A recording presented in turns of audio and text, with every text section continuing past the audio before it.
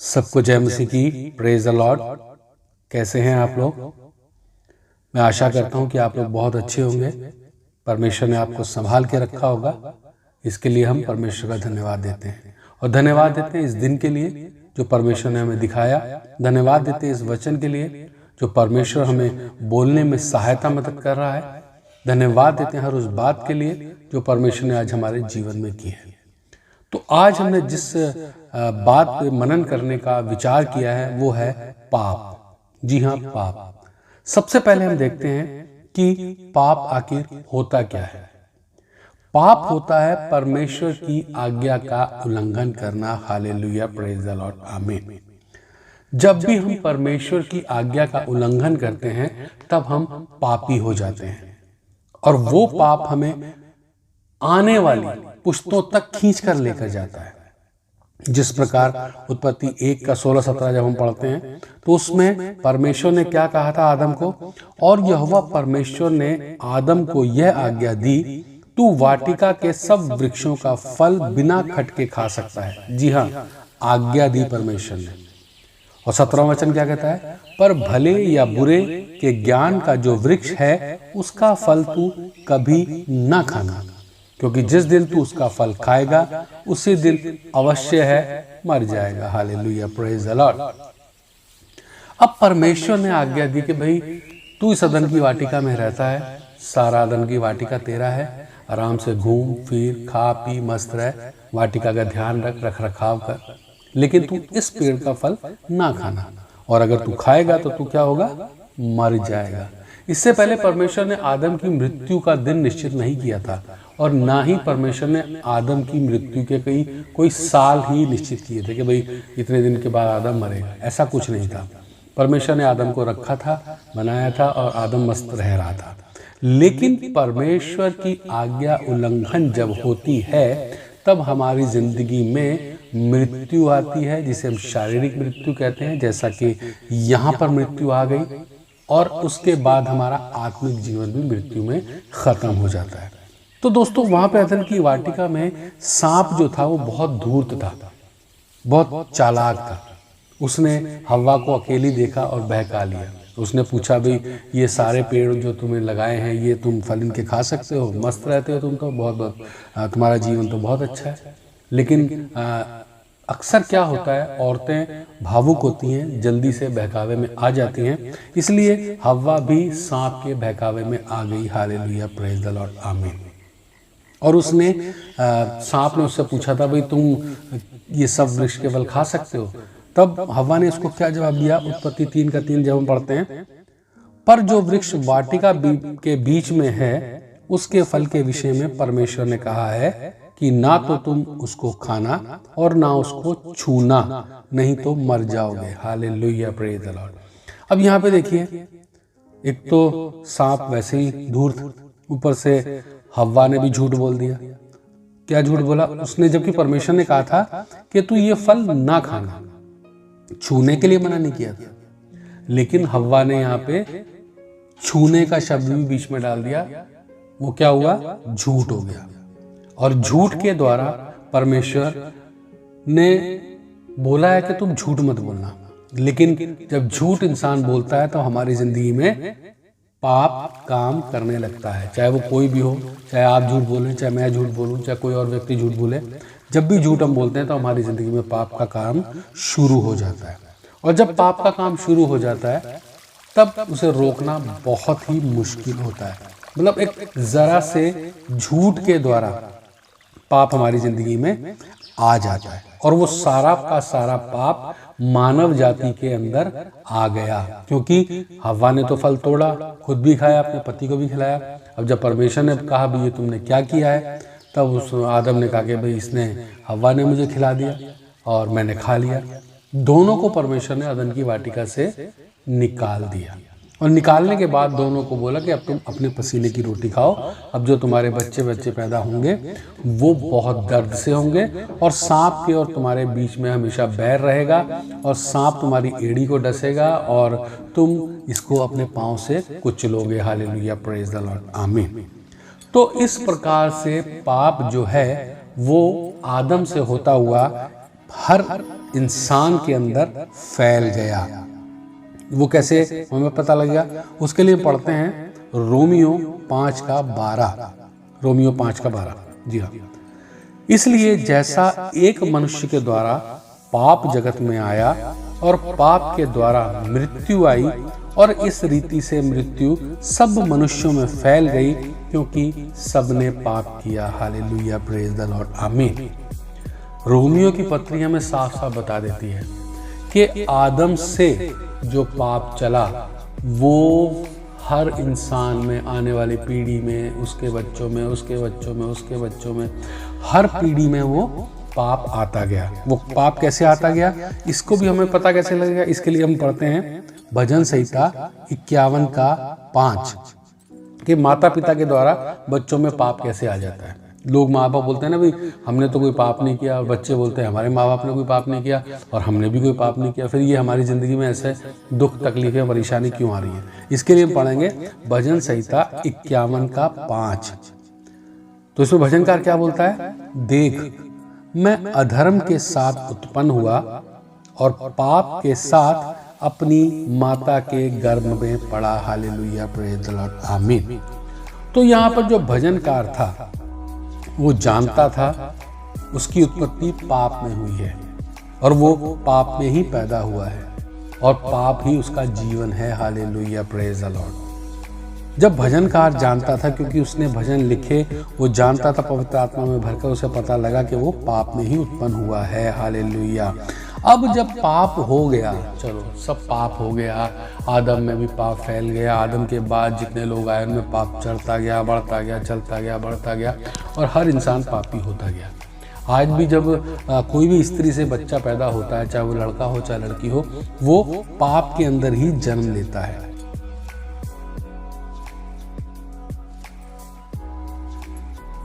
पाप का दंड क्या है? सॉरी, मृत्यु। हालेलुया, क्या है? मृत्यु। जब भी हम पाप करते हैं तो हमें दंड के रूप में मृत्यु ही मिलती है, जैसी आदम को मिली, क्योंकि परमेश्वर ने आदम की कोई मृत्यु की दिन निश्चित नहीं किया था और ना ही उसके साल निश्चित किए थे। मगर उसने जब फल खा लिया और फल खाने के बाद परमेश्वर ने उसको जब धरती में ढकेल दिया, तब धरती पे आने के बाद, अदन की वाटिका से निकल कर जब धरती में आया वो, तब उसकी ज़िंदगी में मृत्यु आ गई और वो कई साल जिया और साल जीने के बाद मर गया। ऐसे ही आज हमारी ज़िंदगी में भी मृत्यु आती है और हम भी कई साल जीते हैं और हम उसके बाद मर जाते हैं। तो परमेश्वर ने कहा कि ये मैंने जो आदम बनाया था, ये मरने के लिए तो नहीं बनाया था, मैंने तो एक अच्छा खासा इंसान बनाया था जो मेरी सेवा करता, आराधना प्रार्थना करता, स्तुति करता और मेरे साथ रहता, लेकिन इसके अंदर पाप आ गया और ये पाप के कारण मर रहा है। तो परमेश्वर हमें मृत्यु से बचाना चाहता था। हालेलुया।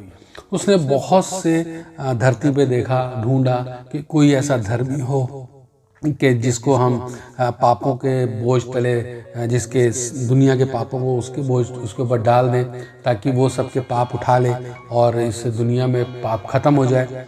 लेकिन देखने बाद भी परमेश्वर को ऐसा कोई नहीं मिला जो सबके पापों को उठा ले। हालेलुया, प्रेज द लॉर्ड, आमीन। लेकिन जब परमेश्वर ने सब देखा तो परमेश्वर को बहुत दया आई। उसने कहा कि इन लोगों को पाप से छुड़ाना है तो मैं क्या करूं। तब उसने अपने इकलौते बेटे को भेजा और इकलौते बेटे के ऊपर सारे पापों को लाद दिया, जो कि जानता भी नहीं था कि पाप होते क्या हैं। वो हमें कहाँ पता लगेगा? वो पता लगेगा 2 कुरिन्थियों 5:21 जब हम पढ़ते हैं। जो पाप से अज्ञात था उसी को उसने हमारे लिए पाप ठहराया कि हम उसमें होकर परमेश्वर की धार्मिकता बन जाएं। आमीन, हालेलुया, प्रेज द लॉर्ड। अब देखो दोस्तों, यीशु मसीह ने तो कोई पाप किया नहीं था, लेकिन हम सब के पापों का बोझ उसने सूली पर उठाया। सलीब पे उसके हाथों में कीलें ठोके गई, पैर में कीलें ठोकी गई, उसके शरीर के ऊपर कितने कोड़े मारे गए, कांटों का ताज पहनाया गया, उसकी दाढ़ी को नोचा गया, थूका गया, लेकिन उसने उफ तक नहीं की। अगर वो चाहता तो उन सब को उसी वक्त ख़त्म कर सकता था, लेकिन उसने अपने पिता की आज्ञा का पालन किया, क्योंकि उसकी पिता की आज्ञा ये थी कि हम सब के पापों को तू अपने जिस्म पे ले और तू इस दुनिया से जा और तीसरे दिन जिंदा हो, और फिर हम जो भी यीशु मसीह पर विश्वास करेंगे वो सब के सब जीवते रहेंगे, मृत्यु को ना देखेंगे। Hallelujah, praise the Lord. हम मरेंगे तो सही, लेकिन हम मरकर जी उठेंगे यीशु मसीह के साथ। हालेलुया, समझ आया आपको? जब हम यीशु मसीह को अपने जीवन में ग्रहण करते हैं तब हम पाप से दूर होना शुरू हो जाते हैं। क्या हो जाते हैं? पाप से दूर होना शुरू हो जाते हैं। इसके लिए हम पढ़ेंगे भजन संहिता 119 का 11। मैंने तेरे वचन को अपने हृदय में रख छोड़ा है कि तेरे विरुद्ध पाप ना करूं। आमीन, हालेलुया। जब हम ये वचन पढ़ते हैं तो हमें पता लगता है कि वचन क्या है, यीशु मसीह। और यीशु मसीह को जब हम अपने हृदय में रख लेते हैं तब हम पाप नहीं करते। आमीन, हालेलुया। हम पापों से बचे रहते हैं। आमीन, हालेलुया। लेकिन कुछ लोग यीशु मसीह को अपने जीवन में ग्रहण करने के बाद भी पाप करते रहते हैं, पापों में पड़े रहते हैं, पापों को करते रहते हैं, जान के भी करते रहते हैं, जाने में भी करते रहते हैं। तो इस समस्या का समाधान आखिर है क्या? इससे हमें निकलना कैसे होगा? हालेलुया, प्रेज द लॉर्ड, आमीन। इसके लिए हम देखते हैं पहला यूहन्ना 1:9। यदि हम अपने पापों को मान लें तो वह हमारे पापों को क्षमा करने और हमें सब अधर्म से शुद्ध करने में विश्वास योग्य और धर्मी है। आमीन, हालेलुया। अब दोस्तों देखो, परमेश्वर ने यीशु मसीह को भेजा, सारे पापों को उसके ऊपर लाद दिया, वो हमारे पापों को लेकर इस दुनिया से चला गया, मुर्दों में से उठा, जी उठा, फिर वो आसमान पे चला गया उड़ के, और अब दोबारा आने वाला है। लेकिन हमारे लिए वो एक काम छोड़ गया। वो काम क्या है? अंगीकार। अगर हम यीशु मसीह के नाम से पापों का अंगीकार करते हैं तब उस अंगीकार के द्वारा हम बचाए जाते हैं। आमीन, हालेलुया। तो पापों का अंगीकार हमें करना कैसे? सबसे बड़ी बात यह है, देखिए सब पापी हैं। कुछ लोग जान के पाप करते हैं, कुछ अनजाने में करते हैं, लेकिन कुछ पापों को मान लेते हैं और कुछ जान के भी नहीं मानते। लेकिन जो मान लेते हैं वो बचाए जाते हैं, उनका उद्धार हो जाता है। वो यीशु मसीह पर विश्वास करते हैं, यीशु के पीछे चलते हैं और यीशु मसीह उनके पापों को हमेशा के लिए ख़त्म कर देता है। तो दोस्तों, आज हम जो ये पाप के बारे में बात कर रहे हैं, इसके अंगीकार की भी बात कर लेते हैं कि अंगीकार के द्वारा हम किस तरह बच सकते हैं। देखो, हर इंसान पाप करता है, कोई जाने में, कोई अनजाने में। तो हमें अब करना क्या है? हमें करना है अंगीकार। और आज मैं आप सबसे अंगीकार की प्रार्थना कराना चाहता हूँ ताकि आप सब भी बचाए जाएं। जिन लोगों ने बपतिस्मा लिया है, जिन लोगों ने बपतिस्मा नहीं लिया है, जो लोग ये सुन रहे हैं, जो लोग ये देख रहे हैं, ये वीडियो, ये ऑडियो सबके लिए है। हालेलुया। सब के सब हम पाप में जन्मे हैं, पाप में हमने पैदा हुए, पाप में ही हमने कार्य किए, पाप में ही हमने अपना जीवन आगे बढ़ने दिया और पाप में ही हम बड़े हुए और हम पाप में मरेंगे नहीं। हालेलुया, प्रेज द लॉर्ड, आमीन। तो हम पाप में ना मरे, इसके लिए हम क्या करते हैं? अंगीकार करते हैं। तो आइए अब हम अंगीकार की प्रार्थना करेंगे ताकि हम पाप में पैदा तो हुए लेकिन हम पाप में मरने नहीं चाहिए। आप सब मेरे पीछे पीछे बोलेंगे, सब बोलेंगे। हे पिता परमेश्वर, मैं विश्वास करता हूँ प्रभु यीशु परमेश्वर का इकलौता बेटा है। उसने कंवारी मरियम से जन्म लिया, मेरे ही पापों के कारण मारा गया, गाड़ा गया, तीसरे दिन जी उठा, दोबारा आने वाला है।